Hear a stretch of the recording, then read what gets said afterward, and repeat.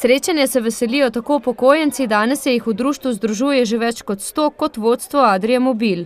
Redno se družimo tako enkrat na leto tukaj v Adrii, potem so imeli nekaj predavanj, par izletov in zadnji čas to prakticiramo tudi z klubom prijateljev IMV-ja.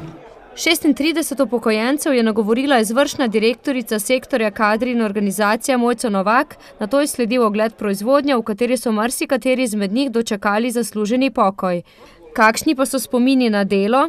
Lepi, tukaj ne sem nič delal v tej tovarni, ampak tam sem bil pa zadovoljen uring, tako da imam kar dobre spomine. Bil sem zadovoljen, glavno, nisem imel problemov ne s sodelavci, ne s predstojniki, tako da moram reči, da je bilo kar v redu. 25 let sem bil.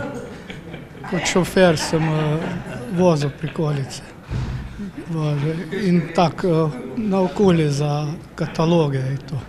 Danes je delati v podjetju povsem drugače, kot je bilo nekdaj. Sedaj je, kako bi rekel, boljše, bolj opremljeno, kot je bilo prej.